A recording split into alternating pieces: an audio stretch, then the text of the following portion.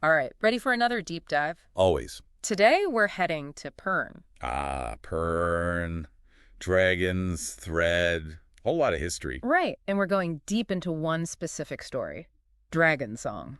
This looks like more than just a plot summary. Someone wants to get the full picture. Definitely. We're talking themes, symbolism, maybe even how Anne McCaffrey created this world, really digging into what makes this particular story so powerful. Dragonsong.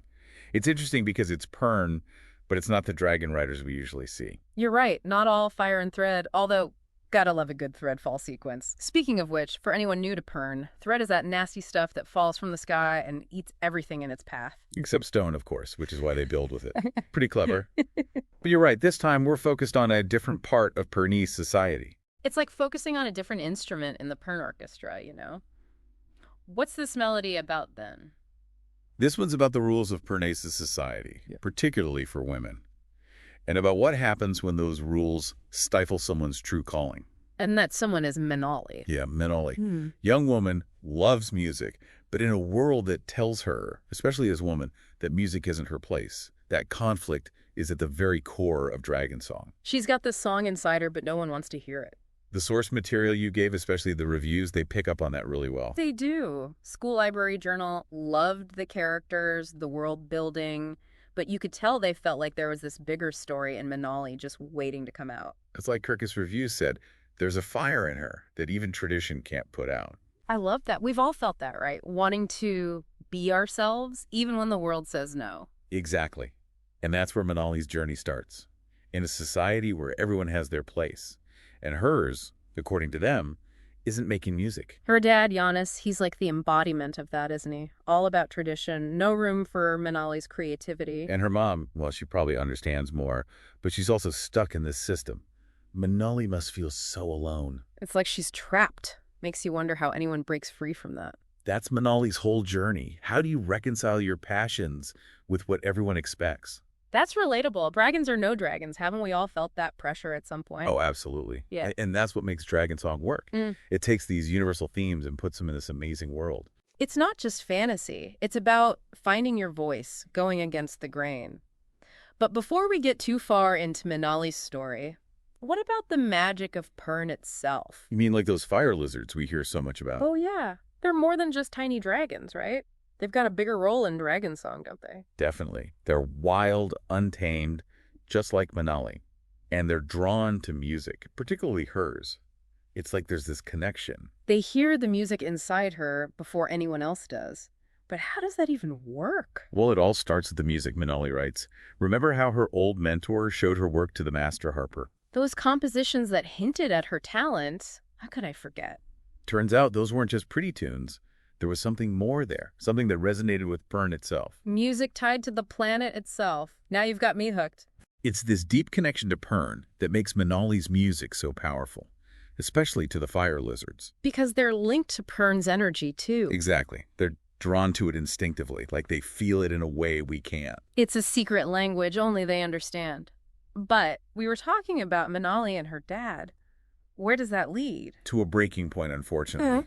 He finds her instruments and, well, he destroys them. Oh, no, that's awful. And not just losing the instruments, but what it represents.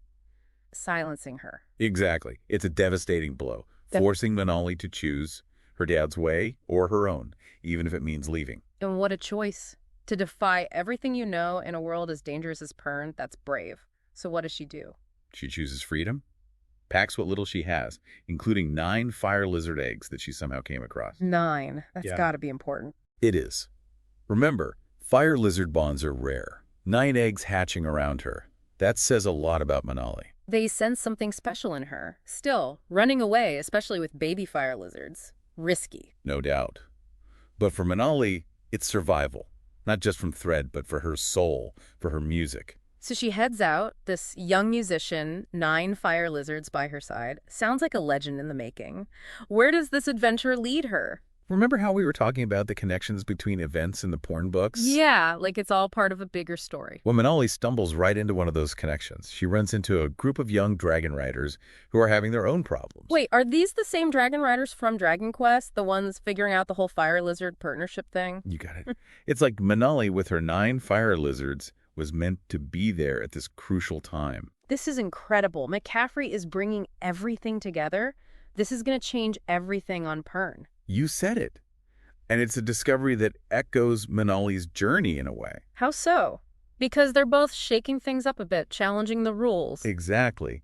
These dragon riders are trying to wrap their heads around fire lizard bonds, which goes against everything they thought they knew. And then Menolly walks in with 9 fire lizards. Talk about a statement. Right. It's almost funny, you got these powerful dragon riders struggling to figure out these little creatures. And here comes Menolly, who just seems to get them, their connection to music, everything. It's a great moment in the book. Yeah. You can tell McCaffrey really took her time with it, letting Menolly's connection to the fire lizards shine through. And what about the dragon riders? How do they react to her? To this young woman who just shows up with all the answers? At first, they're hesitant, a little doubtful even. Remember, this is Pern. Tradition is everything. A runaway girl with a talent like this, it's a lot to take in. Like she's showing them how closed-minded they've become. But that's the thing about Menolly. She doesn't care about proving anything to them. She's just being herself, following her passion for music, for her fire lizards. And it wins them over. It's the music, isn't it? That connection she has with the fire lizards, it speaks louder than words. Exactly. There's this scene where Menolly, she can sense their doubt, so she starts to play. And as she plays, something amazing happens. Okay, now I need details. What happens? Her fire lizards, it's like they're drawn to the music. They start moving with it, weaving and dancing in sync with the melody. It's magical. The dragon riders are stunned. It's like she's opened up this whole new world for them, awakened something they thought was lost. And in that moment, everything changes. The doubt disappears. Menolly, with her music, her spirit, she bridges the gap between what is and what could be. Proof that art can change the world, open people's hearts even when they least expect it. And it opens the door for Menolly's own transformation. The dragon riders, they see how special she is, so they take her to Harper Hall, the center of music on Pern. She finally finds a place where her gift is appreciated. More than appreciated, it's nurtured. She starts studying with Master Harper Robinson, the one who recognized her talent from the beginning. Talk about a full circle moment. From being alone on her hold to finding a community that celebrates her for who she is. And at Harper Hall, she truly blossoms. Her skills grow, she tries new things, discovers how much she's capable of. It's like the power of finding your people, the ones who get you, who love the music you make. And through Menolly's story, we see the lasting impact of Dragonsong. This is a story about following your heart, challenging the status quo, finding your voice even when the world tries to drown you out. It reminds us that sometimes the most incredible journeys start with a single note. And that the most beautiful melodies often come from the most unexpected places. Thinking about Dragonsong and its impact, especially on young readers trying to figure themselves out, their own passions, it makes you wonder. It really does. Did Anne McCaffrey know what she was doing? Did she realize how much Menolly's story would resonate with people, how many lives it would touch? It's the power of a good story, connecting with us across time, reminding us that even in a world full of dragons and thread, the most extraordinary adventures often happen right here in our hearts. So we've got Menolly, this incredibly talented musician, just stumbles upon this group of dragon riders at this pivotal moment. And what's interesting is how her journey kind of mirrors theirs in a way. Oh, so?